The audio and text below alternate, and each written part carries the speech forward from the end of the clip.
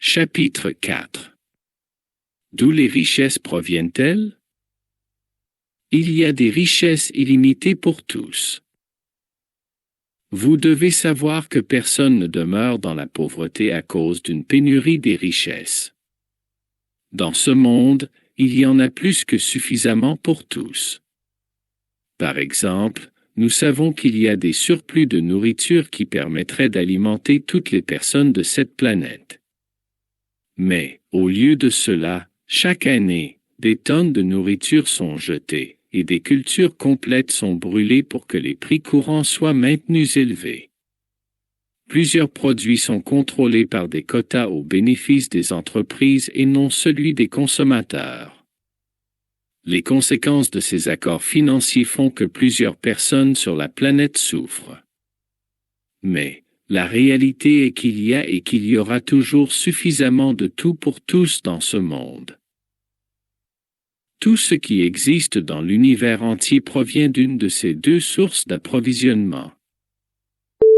1. Les approvisionnements matériels du monde physique.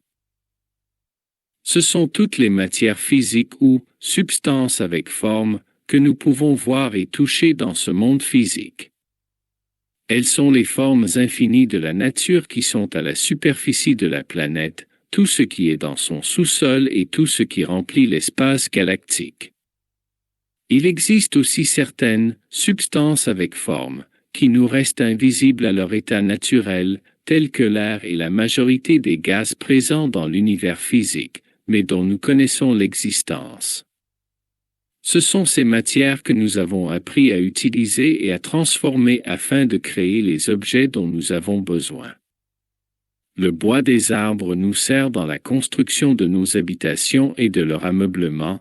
Les métaux tirés du sous-sol de la Terre sont utilisés de 1000 manières, et en mélangeant différents éléments, nous avons pu créer de nouvelles matières comme les plastiques.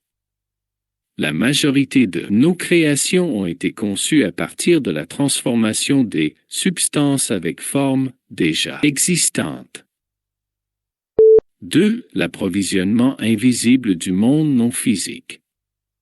Mais il existe d'autres matières dont nous avons oublié l'existence. Ce sont les matières sans forme qui appartiennent au monde non physique, c'est-à-dire à la partie invisible de l'univers qui nous entoure. C'est pourtant cette matière première, que nous ne pouvons voir avec nos yeux, qui est à la base de tout ce qui a été créé, de toutes les substances avec forme.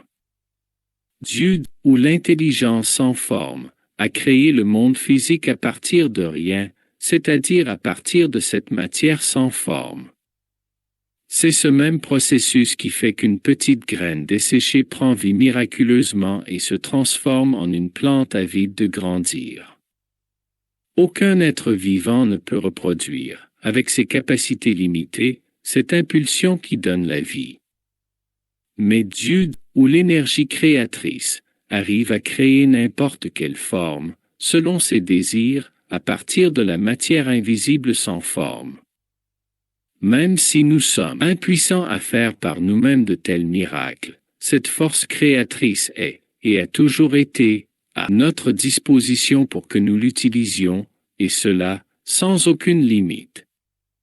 Dans le passé et aujourd'hui encore, plusieurs personnes utilisent cette énergie créatrice en provenance de la source divine pour créer l'impossible. Jésus de Nazareth reste, jusqu'à ce jour, un témoin important du pouvoir qu'un être humain peut acquérir en travaillant en co-création avec le Père.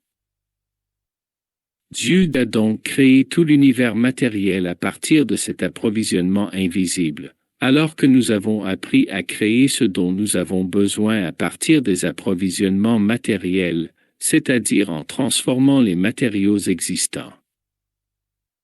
Alors que les matières avec forme du monde physique sont pratiquement inépuisables, les matières sans forme du monde non physique sont réellement inépuisables. La nature est un entrepôt presque inépuisable de richesses, mais la matière sans forme de l'approvisionnement invisible, quant à elle, ne s'épuisera jamais. Le cycle naturel de l'évolution implique que de nouvelles formes se créent constamment, alors que les vieilles se dissolvent.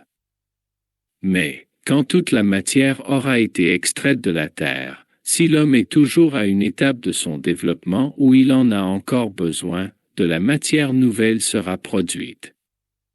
Dieu répond toujours aux nécessités de l'être humain et il ne le laissera pas sans les choses dont il a besoin pour son développement et son bonheur. Cela est vrai, à moins que la masse humaine se convainque que la matière ne puisse plus être reproduite.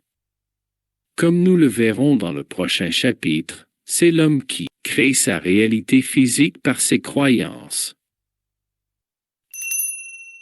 Si l'univers est tellement abondant, pourquoi ne vis-je pas dans l'abondance? L'humanité, dans sa totalité, est et sera toujours riche en abondance. Mais si les individus sont pauvres, c'est qu'ils ne suivent pas une certaine manière de penser et de faire les choses qui rend l'homme, pris de manière individuelle, riche. Et s'ils ne suivent pas cette certaine manière de penser et de faire, c'est qu'ils ne savent plus comment penser et agir de cette certaine manière.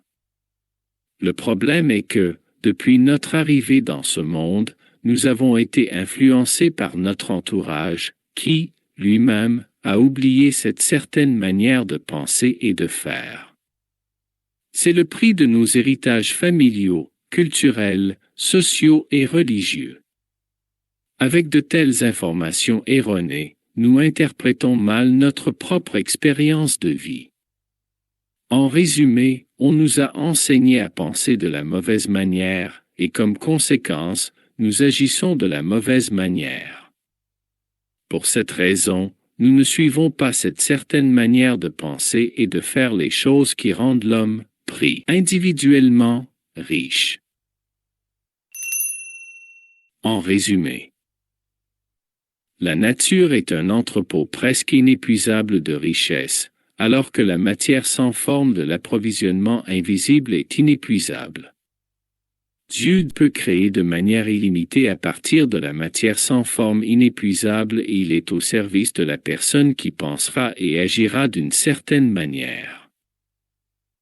La réussite est le résultat direct de penser et de faire les choses d'une certaine manière. Et si les individus sont pauvres, c'est qu'ils ne suivent pas cette certaine manière de penser et de faire les choses qui rendent l'homme, pris de manière individuelle, riche.